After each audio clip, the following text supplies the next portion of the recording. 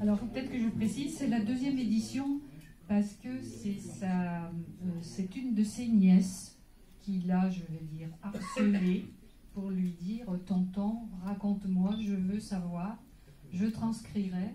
Et donc il avait fait une première édition que pour sa famille en fait. Hein, il a été distribué, je crois qu'il y en avait 50 ou 80 exemplaires. Et ça a été réédité avec une deuxième édition augmentée. Avec, ce qui est intéressant, c'est ça. Il a un plan, c'est tout numéroté, et vous pouvez le suivre pas à pas, partout où il est passé, et il est passé, mais partout. Bon, donc, bonsoir mesdames, messieurs. Je m'appelle Nicolas Bader, je viens d'un petit village à côté de Washington, D.C., sur la côte est des États-Unis. Donc, en fait, l'année dernière, j'ai terminé mes études. Je faisais une filière de français et de l'histoire. Et donc, justement, j'avais choisi le sujet des enfants nés de couples franco-allemands pendant la Deuxième Guerre mondiale en France. Cette idée m'est venue à cause d'un professeur qui s'appelle le professeur Homer Sutton, qui s'intéressait beaucoup à l'histoire de la Deuxième Guerre mondiale, tout comme moi. C'est lui qui m'avait envoyé, il y a 2 ans, les premiers articles, les premiers témoignages à votre égard. Et comme ça, au fur et à mesure, cela s'est évolué et cela est devenu ma thèse, enfin thèse, mémoire de fin d'études. Kam zu Michel Blanc, der Kontakt wurde hergestellt durch seinen Professor. Kam zum 6. Semester seines Studiums, seines amerikanischen Studiums nach Frankreich, um dort weiter zu studieren. Und das war es eigentlich. Ne?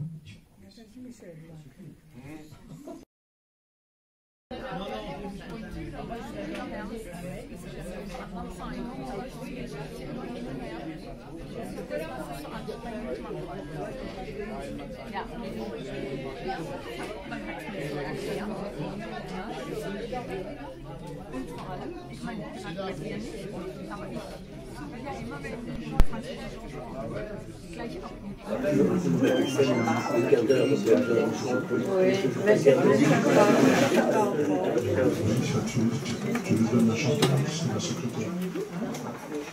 Ah, c'est des vierges. D'accord. J'ai perdu mon fil. Dans une choc arbitrée.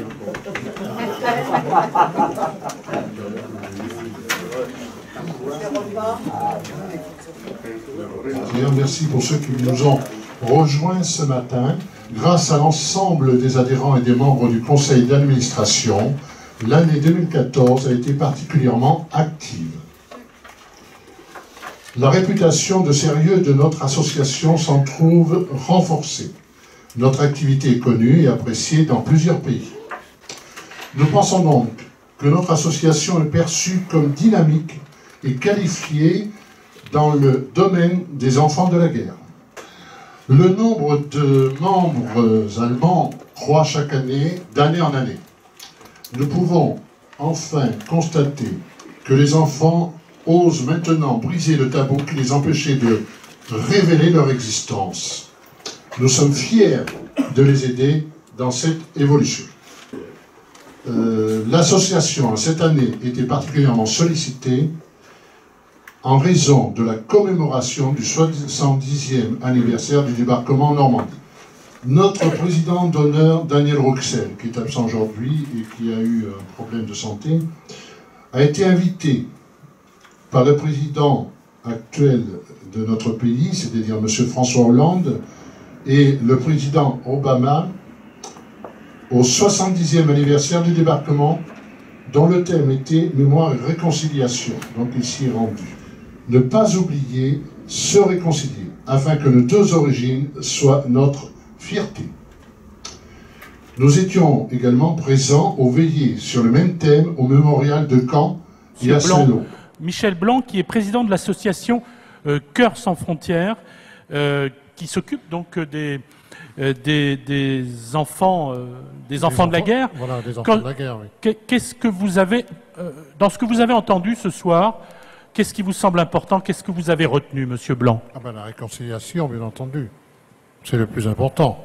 Et dans tout ce que j'ai pu entendre, là, nous, dans notre association, on se retrouve pleinement.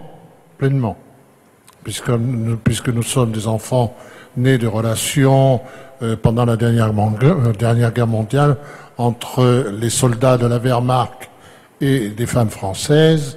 Maintenant, nous retrouvons les pères allemands et nous retrouvons aussi les pères français, puisque nous avons des Allemands qui sont adhérents à notre association. Ce soir, je trouve que ça a été très enrichissant pour nous et je retiendrai beaucoup de choses et de témoignages. Merci à vous.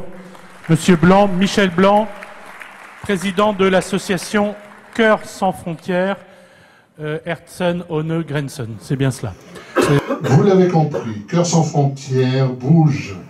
Notre association est en forme et active. Nous comptons sur vous.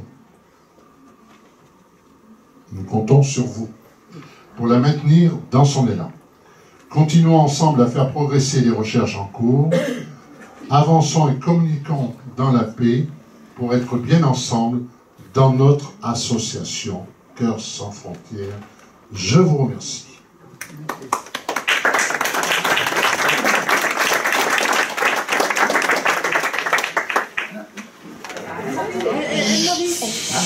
Ich heiße Annemarie, ich bin 1945 geboren und ich habe meinen Vater nicht gekannt.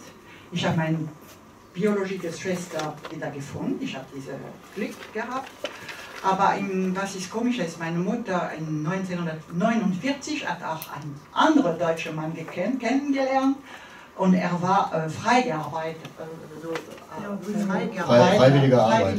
in Frankreich, mitgeheiratet und er hat mich erzogen und er hat mich Deutsch gelernt. Und das ist auch komisch, das ist mein erster Mann, war auch von deutscher Vater und französischer Mutter, aber legal. Also beide waren 1930 verheiratet. Also so habe ich jetzt 3 Familien in Deutschland, biologische Familie, Adoptivfamilie und Schwiegerfamilie. J'ai la chance d'avoir maintenant 3 familles en Allemagne. La famille biologique que j'ai retrouvée, la famille adoptive avec qui j'ai gardé d'excellents contacts, et ma belle famille, puisque j'ai quand même encore des beaux-frères et des belles-sœurs en Allemagne. Georges Roux. Donc, Jeanne Dinard, je suis née en 1944 d'un père allemand, mais j'ai appris cette situation qu'en 1985. Et j'ai retrouvé ma famille en 2010, elle habite à Hambourg, moi j'habite à Montélimar, et je suis adhérente depuis 2007. Tu m'as entendu là? Donc Jeanne wurde 1944 geboren, Vater deutscher Soldat. Sie hat es aber erst 1985 erfahren und ist Mitglied bei Cœurs sans frontières depuis 2007. Bonjour. Je vais vous faire un résumé de 2 heures à peu près de l'histoire. Non, je ne suis pas enfant d'Allemand non plus, mais j'ai découvert que mon père, qui était prisonnier en Allemagne, avait eu un enfant à l'époque. Et donc, je fais des recherches pour le retrouver. J'avais pas de nom, pas de prénom, pas de vraies photos donc au père dans le vide, mais ça avance. Et surtout grâce à Hubert, que je remercie aujourd'hui. On espère que 2015 apportera une réponse positive. Merci.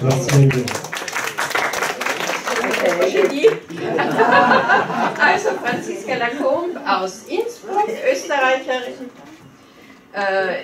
Ich habe 8 Mitglieder, alles Kinder von der Besatzung, von der französischen Besatzung. 7 Dossiers sind geregelt, also das geht alles gut. Und ein Junge, ein Tiroler, der sucht seinen französischen Großvater, ist aber sehr schwer zu finden, weil die Militärarchive wollen uns nichts sagen. Voilà. Bonjour, je suis Francis Criton, je suis délégué régional Sud-Ouest, je suis adhérent depuis 2006. Je remercie encore Cœurs sans frontières de m'avoir retrouvé. J'étais encore la semaine dernière avec mon frère qui était de Berlin, qui était venu ici à Paris, donc c'est formidable, voilà. Merci à force de devoir se presser, ben, j'ai oublié le plus important.